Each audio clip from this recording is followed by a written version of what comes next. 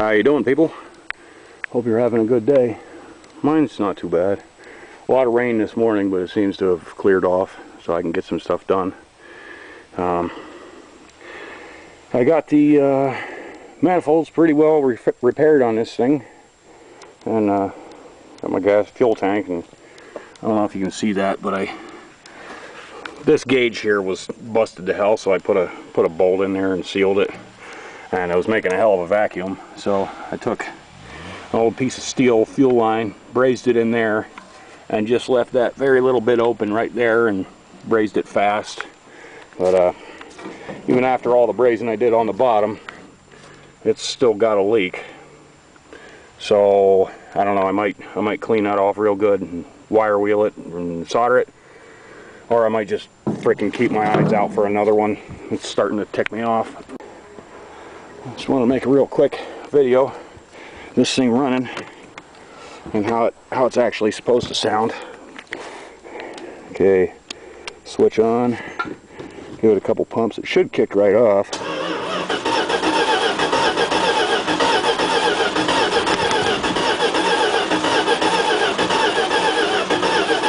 Or not.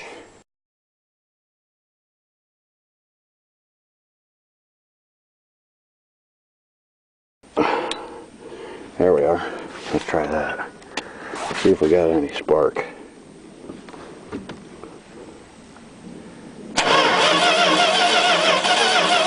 I don't believe we have spark.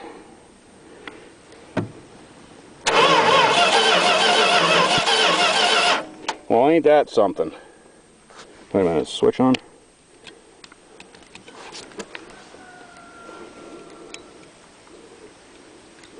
That's the only problem with a push button starter.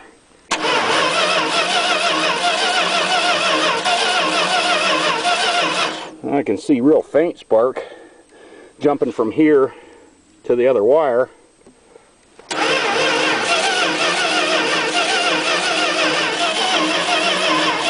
It's not going to show up on camera, but I can see it. I don't know, it just rained and these plug wires are terrible. So, well, you'll just have to take my word for it, and you'll see it again in another video. But today it ain't gonna start. I really got to do them plug wires. They're horrible, and that's probably what's happening. I bet it's just jumping all over the place between wires, and what are you gonna do? It sucks. I had the carburetor apart, and I got it idling fairly nice, and I think the packing in the muffler is a little bit blowed out, but besides that, man, it's nice and quiet and smooth, and just doesn't want to run right now. But for now, well, oh, also, here's the transmission I got. Now, it says Muncie, but I don't believe it's a Muncie. I think that's a Saginaw. It's out of some kind of Chevy. Just a regular 3-speed and cast iron housing, and it ought to put up with my crap, hopefully. But it feels nice. Snaps into every gear real good. Turns nice. And so that's going to be my auxiliary. And I heard if you take this thing off and you get a 3/4 freeze plug, you just kind of put some pipe dope or silicone or whatever around on the inside there and pop that freeze plug in, and that seals it. And this here is going to be the plate for it to mount to. Hang on a second, I'll get it set up. You're right there. I torched that out for the nose cone and input spline shaft to stick through, and I got 5 holes drilled around there. And on that camper frame, there's going to be at least one cross member that gets removed when I shorten the frame. So said cross member will get put on the bottom here, And I'll of course have to come up with another cross member for the rear mount. But that's going to be the tranny. And as far as this clutch, I don't even need most of it.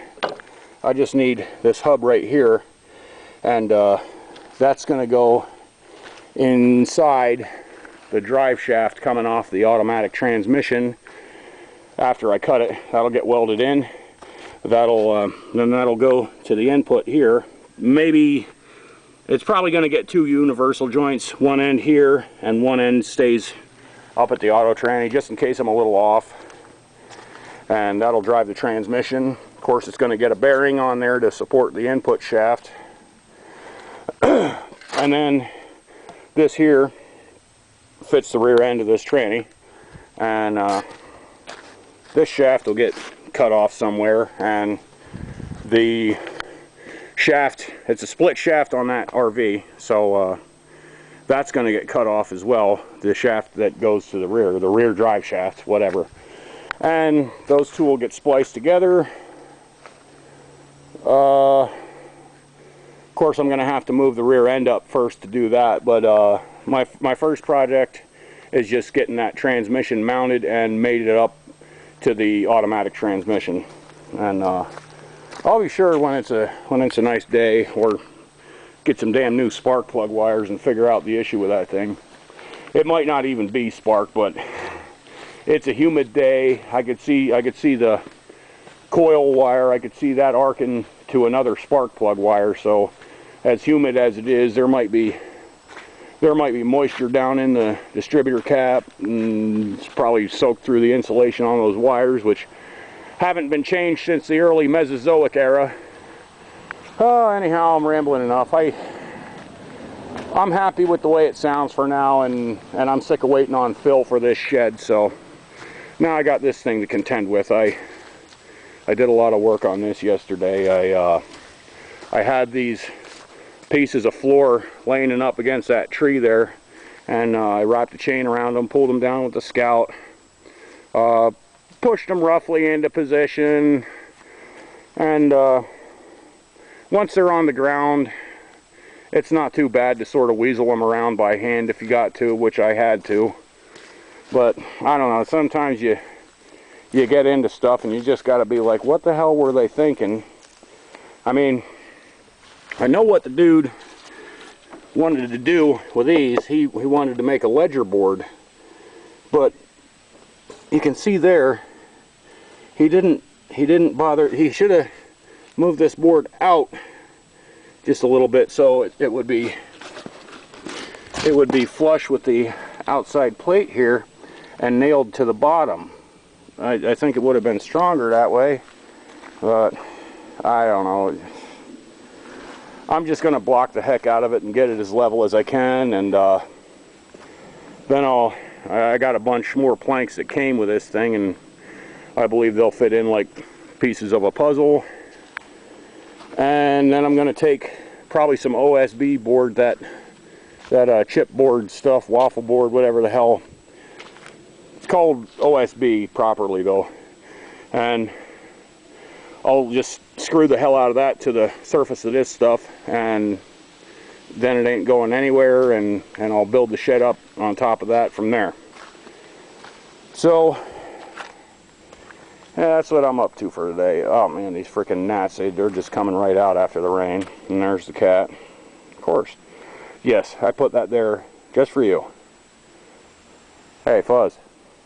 Psst. You're a movie star!